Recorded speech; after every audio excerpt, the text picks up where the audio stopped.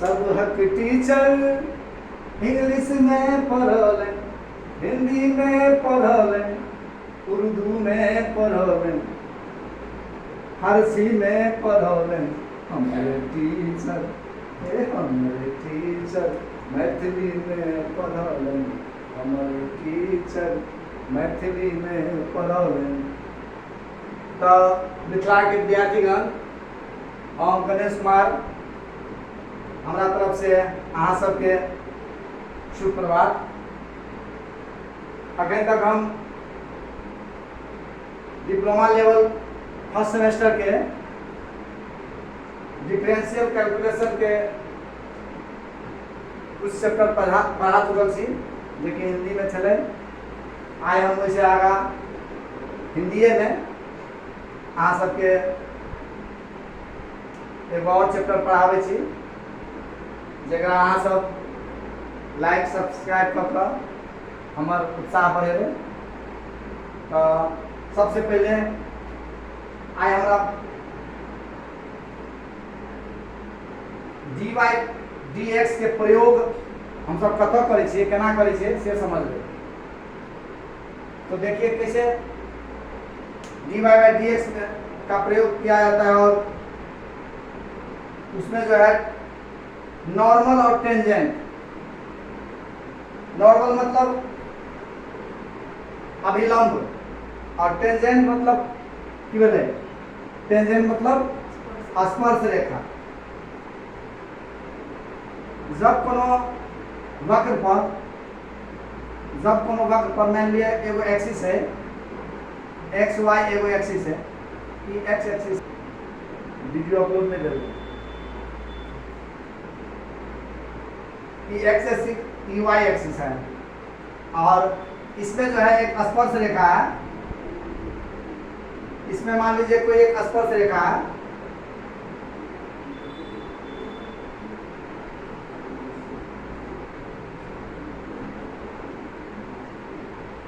ये एक चाप है, ये ए बी मान लीजिए, या इसका नाम रख दीजिए, यहाँ पर एक बिंदु है पी,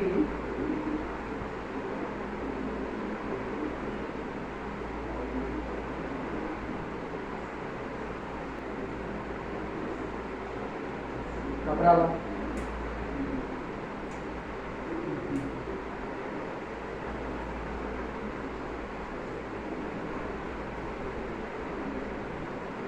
एगो वक्र मान लिया, अतः से एगो वक्र है। वक्र मतलब बुझलिए, वक्र मतलब क्या? वक्र मतलब वृत्त, किसी वृत्त का एक चाप है, किसी वृत्त का एक चाप है, चाप सही से बन नहीं रहा है। ये मान लीजिए किसी वृत्त का चाप है, ये चाप है, और इससे जो है एक स्पर्श रेखा,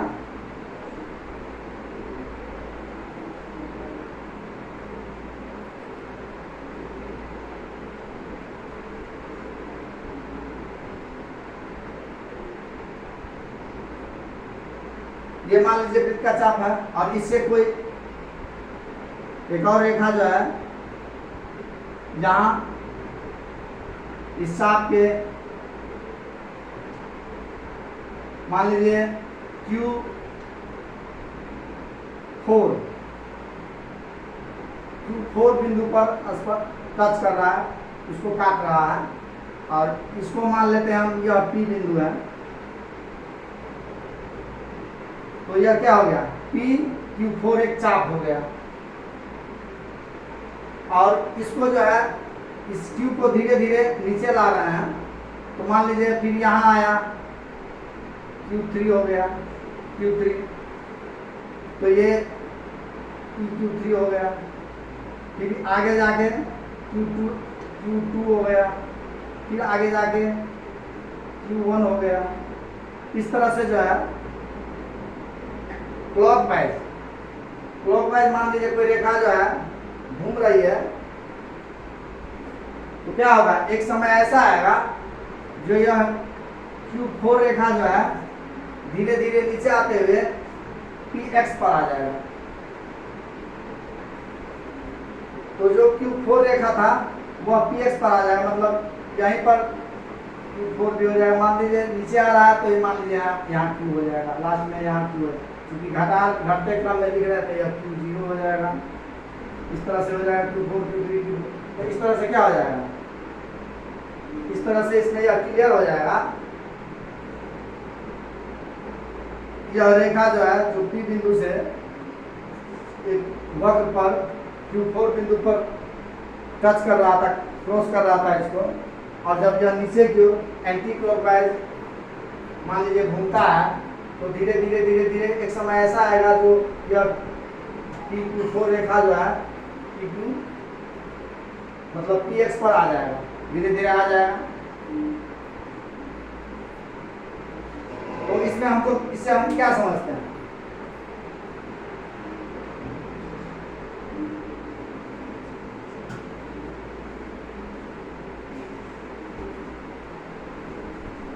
इससे हम क्या समझते हैं, क्योंकि यहाँ पर जो है हम इस पूरे एंगल को 90 डिग्री मान के चले थे, 90 डिग्री मान के चले थे, और यह जो नीचे आ रहा है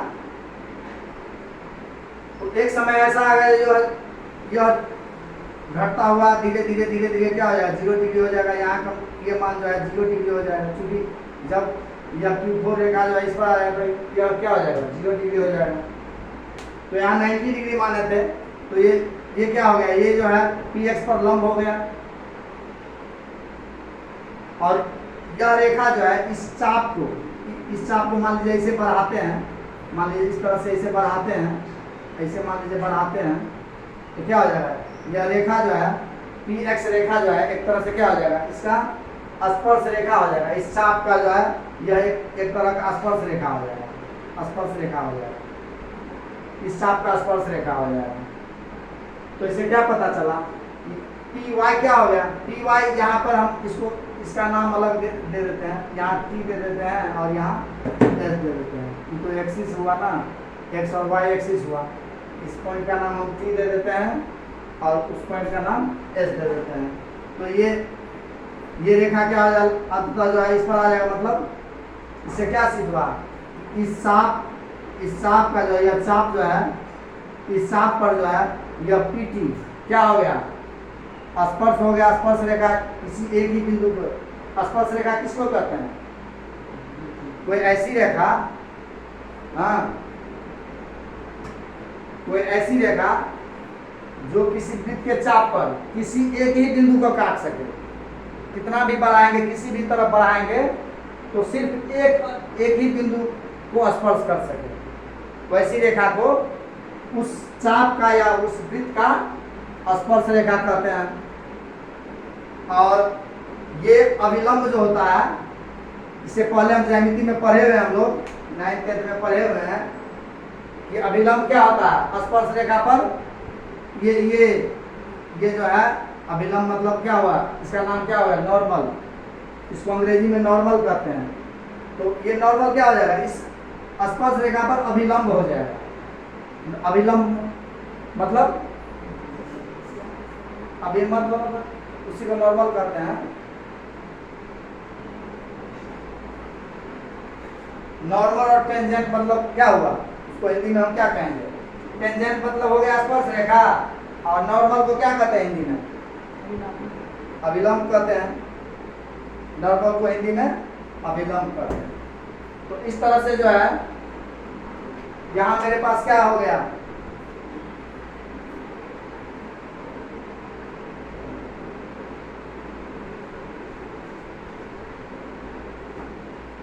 इस तरह से जो है इस PS रेखा को जो है स्पर्श रेखा PT पर अभिलंब कहा जाएगा। अतः यहाँ सिद्ध हुआ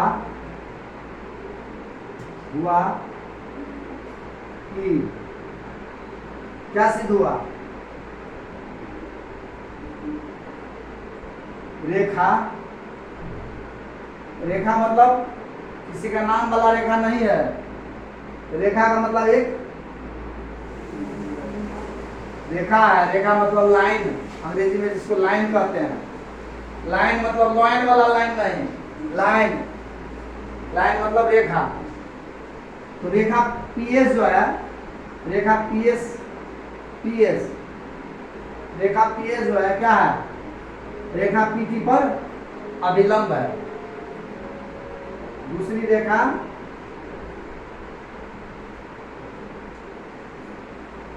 पीटी पर अभिलंब,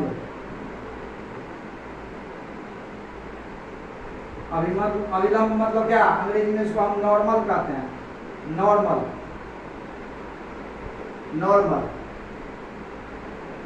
अभिलंब को अंग्रेजी में नॉर्मल कहते हैं। और ये पीएस तो अभिलंब हो गया। और पीटी क्या हुआ, और पीटी को क्या कहते हैं, स्पर्श रेखा। पीटी क्या है, स्पर्श रेखा, स्पर्श रेखा, जिसको अंग्रेजी में क्या कहते हैं, टेंजेंट। इसको अंग्रेजी में हम टेंजेंट बोलेंगे, टेंजेंट। यही ना स्पेलिंग है। इंग्लिश मेरा कमजोर है, इसलिए कुछ अगर स्पेलिंग में गलती हो जाए तो इग्नोर कीजिएगा। टेंजेंट, ठीक है। तो इस तरह से जो है हमको नॉर्मल और टेंजेंट के बारे में पता चल गया कि नॉर्मल और टेंजेंट वास्तव में किसको कहते हैं। इसमें खास करके यहाँ पर जो है टेंजेंट और नॉर्मल का परिभाषा समझाने के लिए जो है फिगर का निर्माण किए थे हम लोग। नॉर्मल क्या होता है, टेंजेंट क्या होता है। तो नॉर्मल जो है क्या होता है, टेंजेंट पर हमेशा अभिलंब होता है। अभिलंब मतलब नॉर्मल, हाँ। और टेंजेंट किसको कहते हैं, अभी बताए थे हम। वैसी रेखा जिसको किसी भी तरफ बढ़ाने पर, या ऐसी रेखा जो हर हाल में किसी चाप को या किसी वृत्त के चाप को सिर्फ एक बिंदु को स्पर्श करे। सिर्फ एक बिंदु को, अनेक बिंदु नहीं, सिर्फ एक बिंदु को स्पर्श करे। जैसे मान लो ये वृत्त है और यहाँ से हम एक रेखा खींच रहे हैं। तो यहाँ क्या हुआ, यहाँ देखिए, यहाँ भी टच कर गया, यहाँ भी टच कर गया। तो यहाँ दो बिंदु पर स्पर्श कर गया। तो यह स्पर्श रेखा नहीं होगा। स्पर्श रेखा क्या मतलब है, स्पर्श रेखा का मतलब है कि किसी रेखा को बढ़ाने पर सिर्फ एक बिंदु पर स्पर्श करें, तो वैसी रेखा को हम क्या कहते हैं, टेंजेंट कहते हैं, अर्थात स्पर्श रेखा कहते हैं। तो हर चीज को मैथिली में बताना संभव है नहीं, क्योंकि हर विद्यार्थी मैथिली में नहीं समझ सकता है, इसलिए थोड़ा हिंदी में बोलना पड़ता है। फिर भी हम कोशिश करेंगे जहाँ तक हो सके आपको हम मैथिली में समझा दें। एक मतलब की भेले एसपी रेखा जो भेले की भेले, एक पीटी रेखा पर अभिलंब हो गए। तो अभिलंब मतलब नॉर्मल, और पीटी रेखा कथी भेले, एकरा कथी कहबे हम, पीटी रेखा कथी कहबे, स्पर्श रेखा। स्पर्श रेखा जगह हम कथी कहबे, टेंजेंट, अंग्रेजी में जगह हम टेंजेंट कहबे। तो एक तरह से जे से हमरा परिभाषा मिल गेलै, नॉर्मल केकरा कहे और टेंजेंट केकरा कहे। अब एहि पर आधारित दोसर चीज जे अभी फिलहाल बेसिक फार्मूला एक चैप्टर के जे से हमरा समझ पड़ते, तकर बाद ऐसे रिलेटेड क्वेश्चन बनते। तो पहले एक हम फार्मूला समझ लेते, सारा फार्मूला जे हमरा एक चैप्टर में काम होते वो चीज के हम पहले समझ लियो। तो अखन हम ई तो समझ गेलिए कि अभिलंब केकरा कहे है और स्पर्श रेखा केकरा कहे है, ई बात हम समझ गेलिए। अगर नहीं समझलिए तो आप फिर से वीडियो अपन रिपीट कर बार बार दोहरा कर देख ले और एक समझ जाए। इस चैप्टर के लेल जे है पीएस अभिलंब भगल और पीटी स्पर्श रेखा भगल। नामकरण कुछ कर सके छी, यहाँ जरूरी नहीं पीए हेतै, पीटी हेतै या पीएस हेतै, नामकरण कुछ सिर्फ रेखा के, एहि रेखा के कथी कहबे और एहि रेखा के कथी कहबे से हमरा समझे के छै।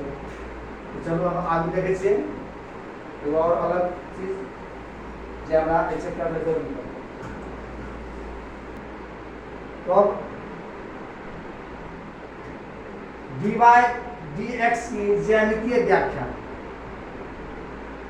अब हम जो है पढ़वे में dy dx के ज्यामितीय व्याख्या पढ़वे एकर केना की हेतै जकरा अंग्रेजी में हम कह सकै छी कथी geometrical interpretation of dy by dx। तो एमे हमरा पढ़े के कथी tan थीटा के मान पढ़े के tan थीटा बराबर dy by dx हेतै केना हेतै से हम अखन एकरा निकाल के देखबै। तो सबसे पहले हम अखन जे की करबै एगो एक्सिस बना लेबै ई x एक्सिस है ई y एक्सिस है और कोनो एगो चाप ले लेलिए वो एक चाप ले लिए चाप मतलब वृत्त का चाप वृत्त का कोई खंड ले लिए और इस पर से एक स्पर्श रेखा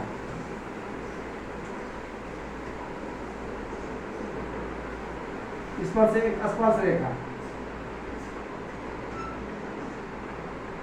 स्पर्श रेखा एक खींच दिए जिसका नामकरण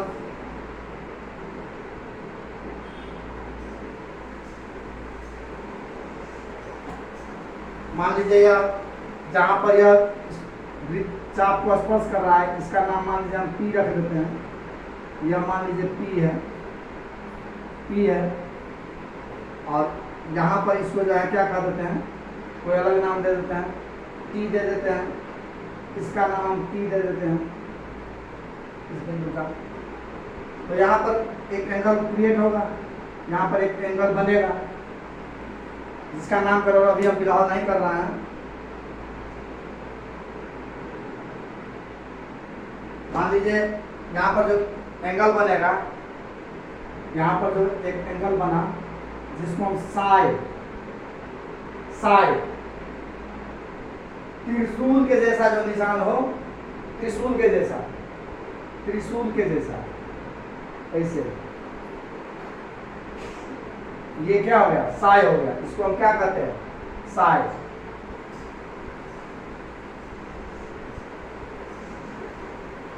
तो साई एंगल साई फाई पाई सब क्या होता है थीटा का नाम होता है मतलब एंगल का नाम होता है। एंगल मतलब कोण। यहाँ पर साई कोण बना रहा है और एक दूसरी रेखा ले रहे हैं जो कि P बिंदु से होते हुए एक और Q बिंदु को काटता है। Q बिंदु पर इस चाप को काट देता है मान लीजिए।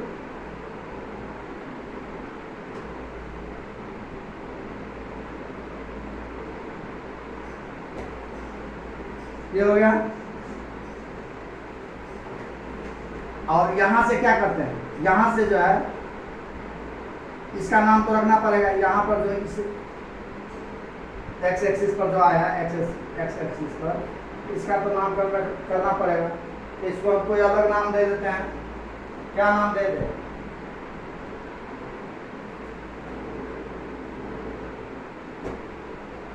यह ओरिजिन हो गया। ओरिजिन मतलब केंद्र हो गया तो इसको O कर देते हैं। इसको क्या कर देते हैं R कर देते हैं। ठीक है OR और यहां से क्या करेंगे इस रेखा पर इस एक्सिस पर एक्स एक्सिस पर क्या करेंगे अभिलंब डालेंगे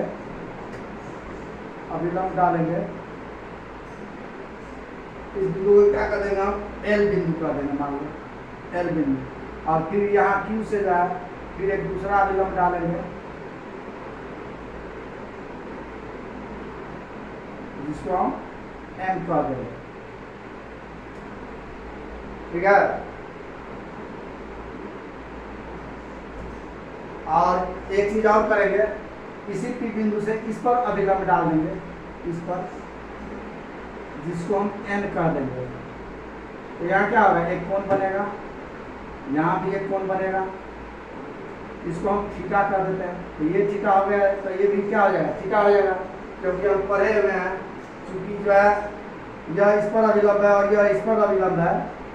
ये QM जो है क्या एक्सिस पर अभिलंब है और N जो है PN जो है ये क्यू एम पर अभिलंब है, तो इसका क्या अर्थ हो गया कि पी एन समानांतर हो गया आर एम के, तो समानांतर हो जाएगा। किसी भी समांतर रेखा को जब तीसरी रेखा काटती है तो एक ही तरफ के कोण बराबर होते हैं, एक ही तरफ के कोण बराबर होते हैं।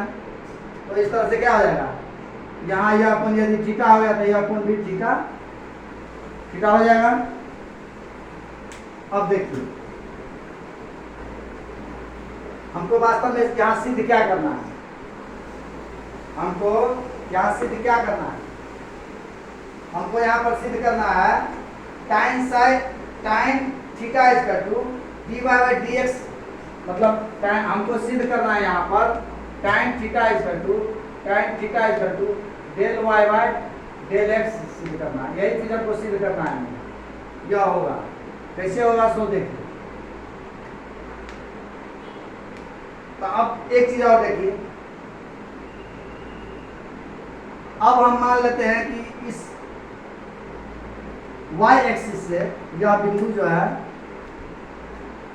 P बिंदु जो है x दूरी पर है, y एक्सिस से यह P बिंदु जो है x दूरी पर है, और इस x एक्सिस से यह P बिंदु जो है y दूरी पर है। तो इसका नियामक क्या हो जाएगा, इस P बिंदु का नियामक क्या हो जाएगा, x और y इसका नियामक हो जाएगा ना, क्योंकि y एक्सिस से x बिंदु पर x दूरी पर है यह P, और x एक्सिस से y दूरी पर है P, तो इसका नियामक क्या हो जाएगा, x और y हो जाएगा। और मान लीजिए इसमें जो है थोड़ा वृद्धि हम कर रहे हैं, P से कुछ ही दूरी पर Q है, बहुत कम दूरी, जिसको हम डेल x और डेल y कह देंगे। इस बीच का जो डिस्टेंस हो गया, यह जो है यह जो हो गया डेल x हो गया, और यह दूरी जो हो गया यह दूरी ये डेल y हो गया। तो इस बिंदु का नियामक क्या हो जाएगा, ये x तो था ही, प्लस डेल x हो जाएगा, x प्लस डेल x, और दूसरा क्या हो जाएगा, यह y तो था ही, इतना तो y था ही, और इसमें डेल y का परिवर्तन हो गया, तो क्या हो जाएगा, y प्लस डेल y हो जाएगा। इस तरह से जो है Q बिंदु का नियामक हो गया x plus del x, y plus del y, और P बिंदु का नियामक हो गया x और y। अब जो है इसमें हम क्या लिख सकते हैं, tan थीटा बराबर जो है, यहाँ हम tan थीटा बराबर क्या लिख सकते हैं, tan थीटा इस कोण के लिए जो है यह क्या हो जाएगा, लंब हो जाएगा, ये आधार हो जाएगा। तो ये आधार तो अभी हमको पता नहीं है, ये दूरी नहीं ना पता है, ये दूरी नहीं ना पता है हमको, तो ये दूरी पता है, टोटल दूरी पता है, ये दूरी तो पता नहीं है। तो इसलिए इसको जो है क्या करना पड़ेगा, हमको निकालना पड़ेगा, यानी तो किसी दूसरे तरीके से जो है इसको हमको समझना पड़ेगा।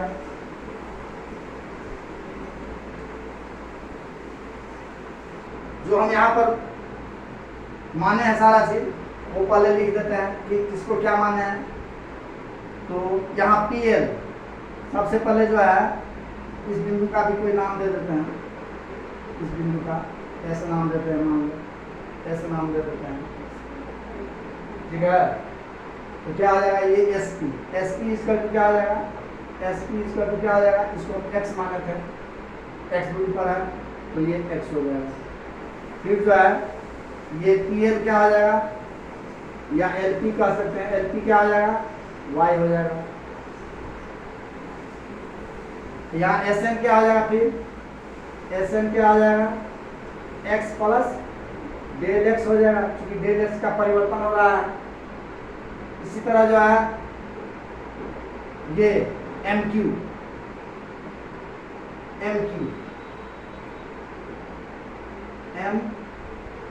क्या हो जाएगा, y प्लस डेल y हो जाएगा, और ना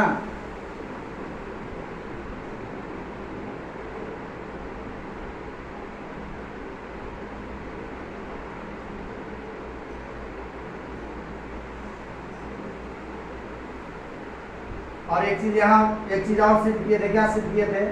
कोण P R L equal to कोण Q P N, Q P N equal to theta, यह माने थे। और कोण पी टी ओ, कोण पी टी ओ को क्या माने थे? साई माने थे। ये सारा चीज माने हुए हैं, इसलिए इस सारा चीज को यहाँ पर दिखाना जरूरी है। अब जो है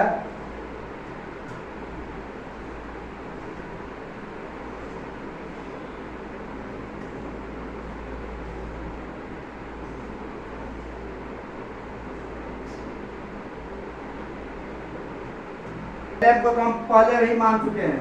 एल एम को जो है, एल एम इजकल टू क्या है, यहाँ पर डेल एक्स मान चुके हैं, तो ये हो जाएगा डेल एक्स, हो जाएगा ना, ये डेल एक्स। और ये Q N, Q N, Q N को हम क्या माने हैं? डेल वाई माने हैं। इतना चीज माने हैं, तो सारा चीज हम पहले लिख दिए। अब जो है वास्तव में हमको क्या लिखना है? tan Q P N, tan Q P N, देखिए tan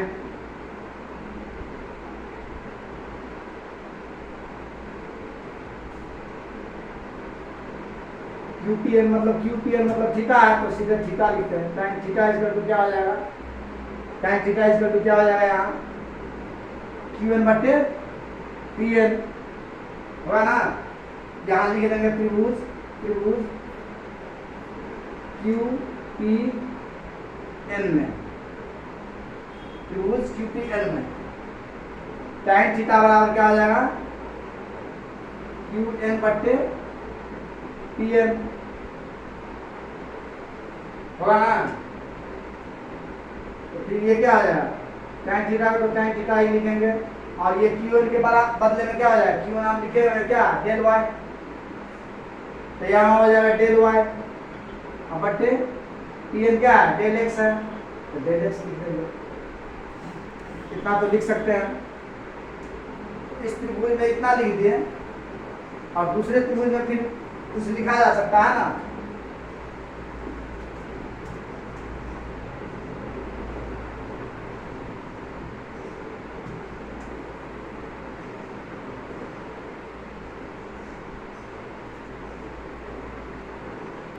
इसमें क्या करेंगे? दोनों तरफ लिमिट लगाएंगे, सीमा लगाएंगे, दोनों तरफ सीमा लगा देंगे हम। सीमा मतलब नाम वाला सीमा नहीं, सीमा मतलब बॉर्डर वाला सीमा।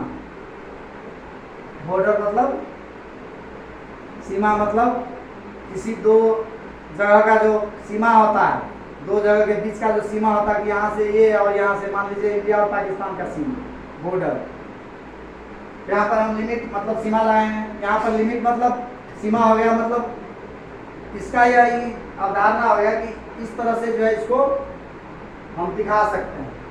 तो दोनों तरफ यदि हम लिमिट लगाते हैं, और टाइम थीटा, थीटा जो है अगर जो है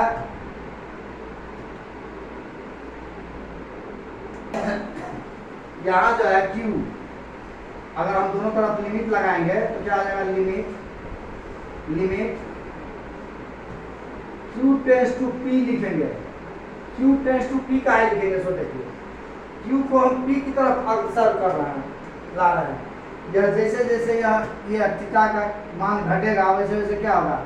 यह जो है आगे की तरफ जाएगा, तो और P और Q के बीच में दूरी क्या हो जाएगा? धीरे धीरे कम होते चला जाएगा।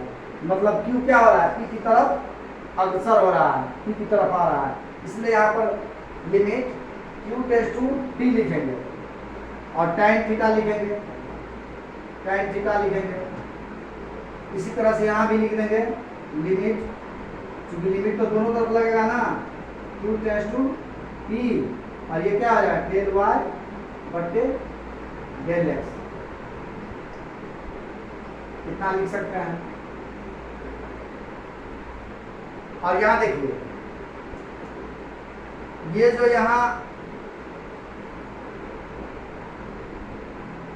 ये स्पर्श रेखा जो है, क्या है स्पर्श रेखा, इसको और एक दूसरा नाम देते हैं, या ये भी कह सकते हैं टीपी। भुजा टीपी जो है इस चाप के एक स्पर्श रेखा की तरह काम कर रहा है, जो कि यहाँ पर जो है एक्स एक्सिस पर क्या साई कोण बना रहा है, साई एंगल बना रहा है। तो क्यू किसको, क्यू जो है किसको इंडिकेट करेगा, साई साई साई की तरफ आएगा।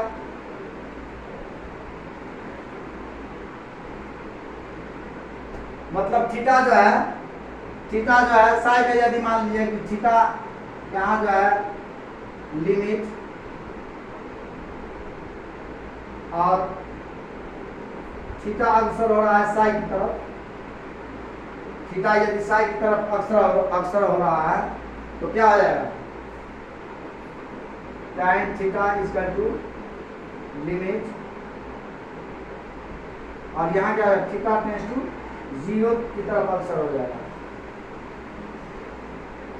जब थीटा जो है साई की तरफ अग्रसर होगा, मतलब यह जो कम होते चला जाएगा तो एक समय ये क्या हो जाएगा, यह जो कम होते चला जाएगा, तो जब साई जो है थीटा और साई जब बराबर हो जाएगा, मतलब थीटा जो है साई की तरफ अग्रसर हो रहा है, कम जैसे जैसे नीचे आएगा वैसे वैसे इसके नजदीक आते चला जाएगा यह एंगल। तो इसलिए क्या हो रहा है, थीटा साई की तरफ अग्रसर हो रहा है, तो थीटा साई की जब तरफ अग्रसर होगा, और अग्रसर होते होते जब बहुत ज़्यादा नीचे आ जाएगा तो क्या हो जाएगा, थीटा 0 के बराबर भी हो जाएगा। थीटा जब जो है यह बिंदु जो है, यह रेखा, सॉरी बिंदु बोल रहे हैं, यह रेखा जो है आरपी रेखा जो है, मान लीजिए आते आते एक तरफ में आएगा तो थीटा बराबर साई हो जाएगा, थीटा टेंड्स टू साई हो जाएगा। और जब और धीरे धीरे नीचे आएगा तो थीटा क्या हो जाएगा, इस लाइन पर आ जाएगा, एक्स एक्सिस पर आ जाएगा। यह जो है भुजा जो है आरपी भुजा जो है एक्स एक्सिस पर आ जाएगा, और जब यह एक्स एक्सिस पर आएगा तो क्या हो जाएगा, यहाँ का कोण जो है क्या हो जाएगा, 0 हो जाएगा, मतलब थीटा टेंड्स टू 0 हो जाएगा। तब क्या हो जाएगा, यहाँ क्या हो जाएगा, डेल वाई बटे डेल एक्स, ये हो जाएगा, होगा ना। और परिभाषा से हम लोग पढ़े हुए हैं, लिमिट चैप्टर में हम लोग पढ़े हुए हैं परिभाषा से, इतना को हम क्या लिख सकते हैं डायरेक्ट, इतना को हम क्या लिख सकते हैं, d y by d x लिख सकते हैं। और ये क्या हो जाएगा, ये हो जाएगा, यहाँ थीटा के जगह पर साई रख देंगे तो क्या हो जाएगा, time psi equal to d y by d x. यही चीज़ हमको समझना था, यही फॉर्मूला हमको समझना था, यही हमको सिद्ध करना था, यही चीज़ हमको सिद्ध करना था। इसलिए x के किसी मान के लिए, x के किसी मान के लिए जो है y is equal to function of x होगा। हाँ, उसका अवकल गुणांक रेखा गणित के दृष्टिकोण से tan साई के बराबर होगा। इसका जो है x और y का जो है अवकल गुणांक जो होगा fx sorry y is equal to function of x, y is equal to function of x। यह जो है इसको चाप जो लिखे हैं इसको हम लिख सकते हैं y equal to function of x। तो y equal to function of x का जब हम अवकलन करेंगे, डिफरेंशिएशन करेंगे, तो जब x के किसी मान के लिए जो है यह क्या हो जाएगा, रेखा गणित के दृष्टिकोण से tan साई इक्वल टू क्या हो जाएगा, tan साई मतलब इसका अवकल गुणांक tan साई हो जाएगा। और साई वह कोण है जो फंक्शन ऑफ x के रेखा गणित के x और y बिंदु पर खींची गई क्या है, स्पर्श रेखा। यह जो है साई एंगल क्या हुआ, x और y बिंदु से, x और y बिंदु से जो है इस अक्ष पर, इस चाप पर खींची गई स्पर्श रेखा है। इस तरह से जो है यही चीज हमको मेन चीज समझना था।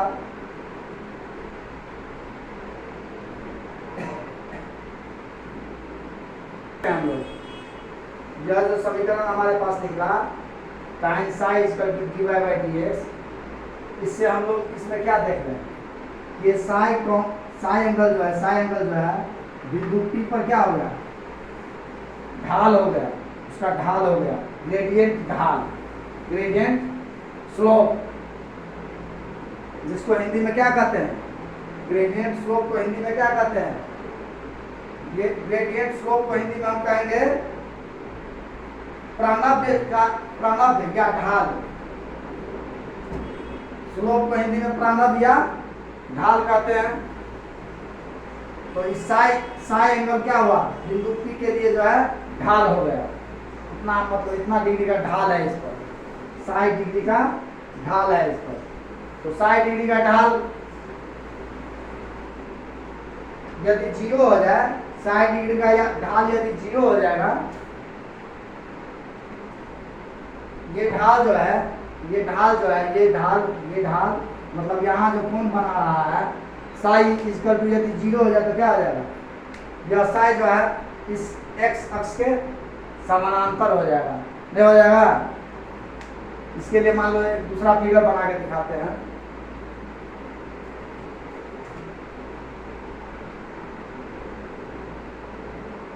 इसको स्क्रीनशॉट चाहे अपना उतार लीजिएगा।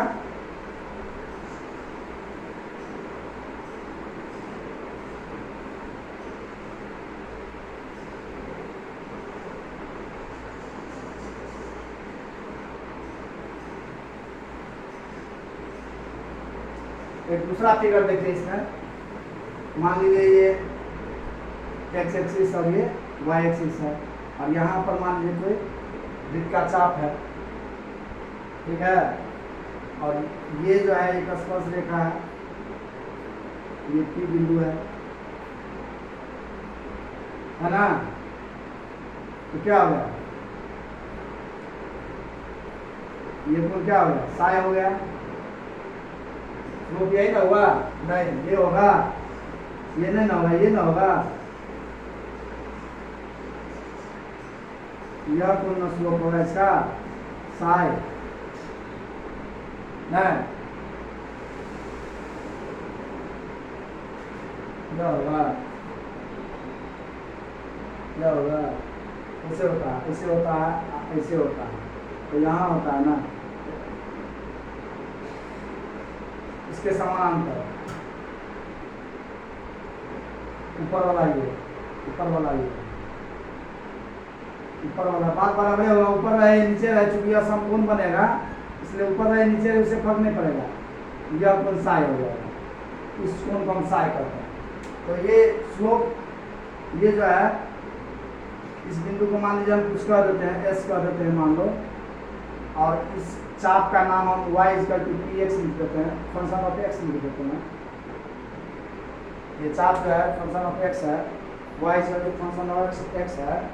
तो यहाँ पर क्या हो जाएगा?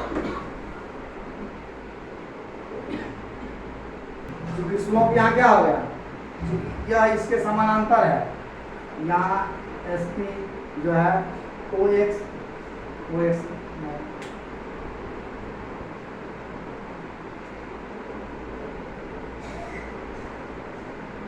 OT मान लो, यहाँ इस बिंदु का नाम T कर देते हैं यहाँ पर। यदि SP समानांतर है OT के, क्या हो जाएगा?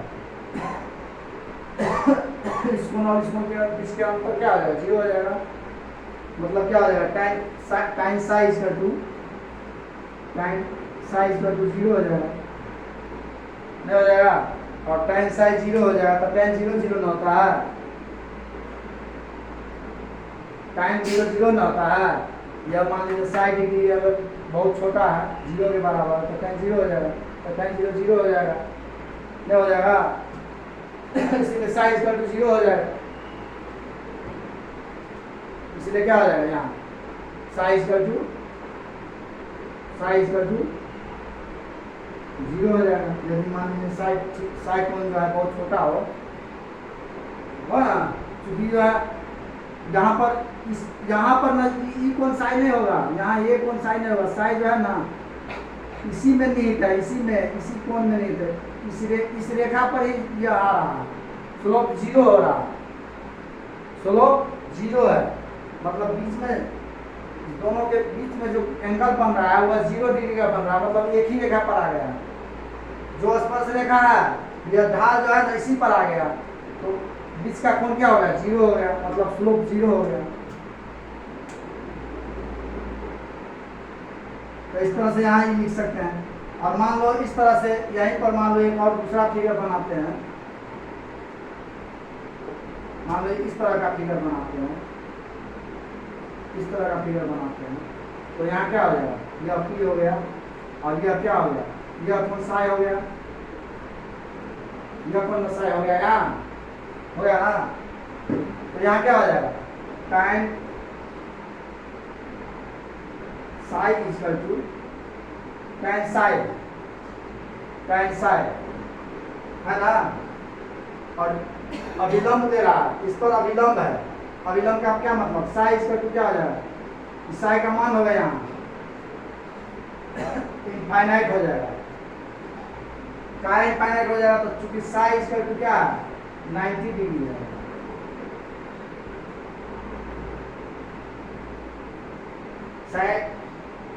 तो स्लोप क्या हो जाएगा, इनफाइनाइट हो जाएगा, स्लोप का हम निकाल नहीं सकते हैं, इनफाइनाइट हो जाएगा। इस तरह से दोनों फिगर को हम समझ लिए।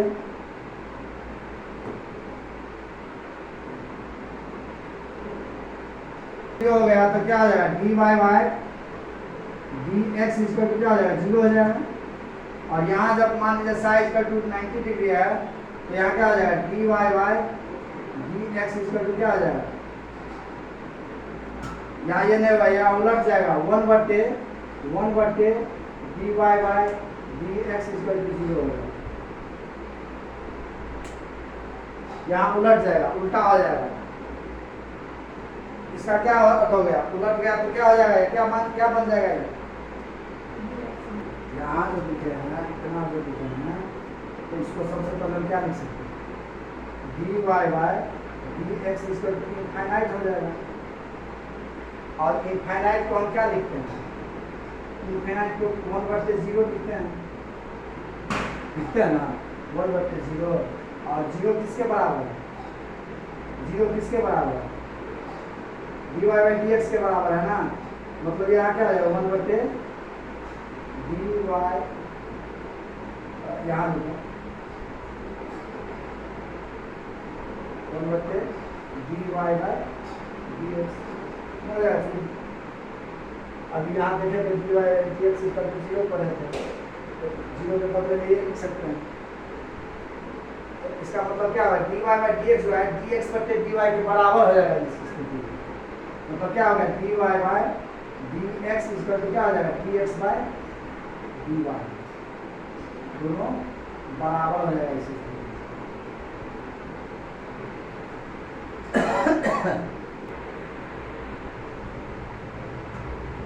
तो इतना ही याद रहने दीजिए, बहुत लंबा वीडियो हो जाएगा, इसके आगे दूसरे दिन पर आएंगे।